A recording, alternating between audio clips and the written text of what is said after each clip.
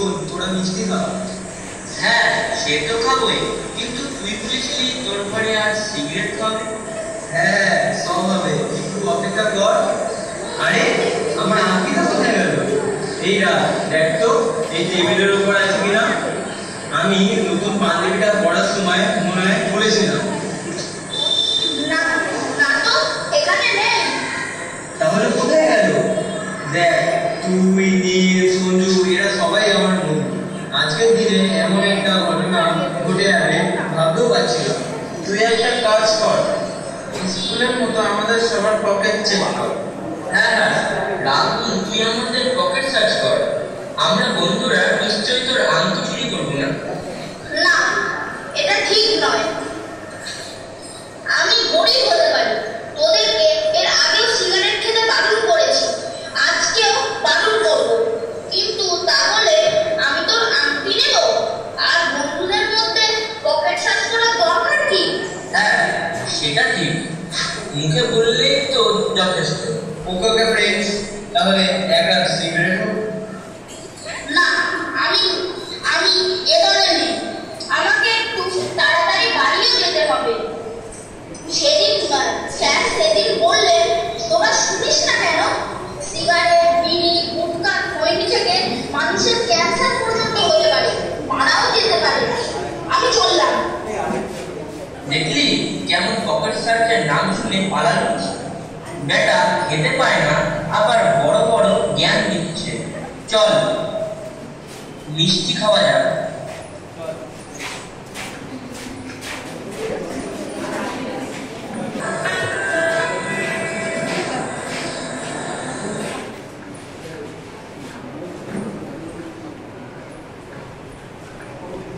আর school bag করে রেঞ্জারের মাঠে আসতে বললি?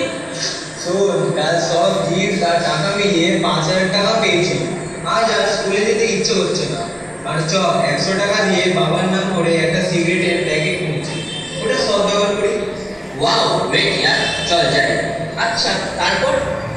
ও হ্যাঁ, একটা কথা, কালকে না আংটিটা আমার বাথরুমের তাকেই আমি রেখে ভুলে গেছিলাম।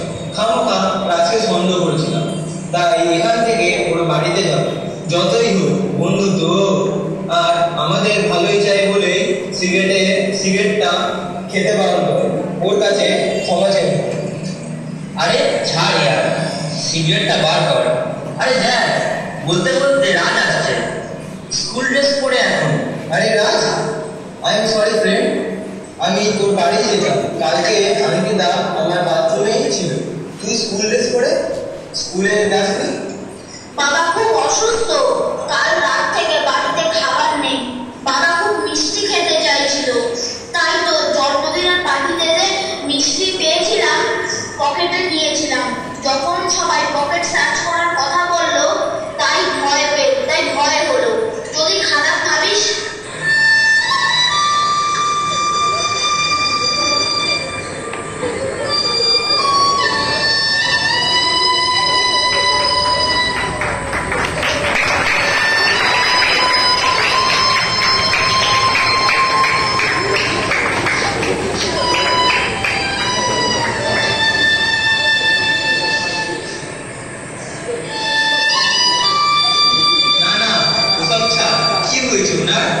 বাবা তো টোটো চালান,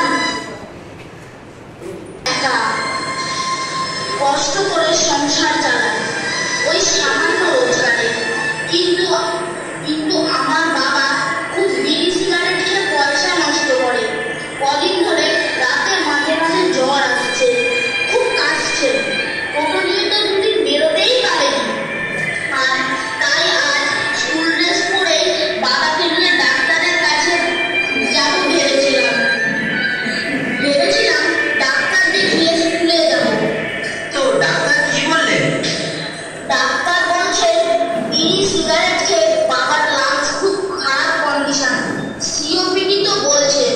তাছাড়াও টেস্ট দিয়েছেন, বলছেন লাংস ক্যান্সারেরও ভয় আছে। সে কি রে, তাহলে এখন কি করবি? জানিস মা বোন রোজ বাবাকে কত বারণ করে বিড়ি সিগারেট খেতে। ঘরে বিড়ির ধোঁয়াতে ছোট্ট বোনটা অসুস্থ হয়ে পড়েছে, খুব ভয়ে দুশ্চিন্তা হচ্ছে। টাকা কোথায় পাবো? সত্যি ভাই, এসব শুনে মনে হচ্ছে আর সিগারেট খাবো না। এই প্যাকেটটা ফেরত দিয়ে দে রাহুল। শোন রাজ, কাল আমি জন্মদিনে 5,000 টাকা পেয়েছি, এটা না, বাবার চিকিৎসা শুরু কর। আর সত্যি বলছি, এই সিগারেটের প্যাকেটটাও দোকানে ফেরত দিয়ে দেবো। সেটা তোকে দেবো, সেটা দিয়ে বাড়ির জন্য একটু খাবার কিনে নিস। আমরা আর সিগারেট খাবো। থ্যাংক ইউ ভাই। আমি আগে বাবাকে বাঁচাই, আর তোরা স্কুল বাঙ্ক করিস না। বরং আর স্যারদের বল আমার কথা। আমি কদিন টোটো চালিয়ে বাড়ির হাল ধরিস। ক্লাস নোট গুলো তো আমাকে তোরা রোজ দে। এবারে মাধ্যমিক পাস করতেই হবে। ওকে রাজ, চিন্তা করিস না, আমরা তোর পাশে আছি। স্কুল কামাইও করবো না, সিগারেটও খাবো না। বরং আমাদের বয়সী যে ছেলেরা সিগারেট খায় তাদের বারণ করবো এবার থেকে। থ্যাংক ইউ দিয়ে বন্ধুদের ছোট করবো না, কিন্তু বিপদের দিনে যে তোরা আমার পাশে দাঁড়িয়েছিস, এটা আমি জীবনেও ভুলবো না। আর হ্যাঁ, এটা একটা বড় শিক্ষা। আমরা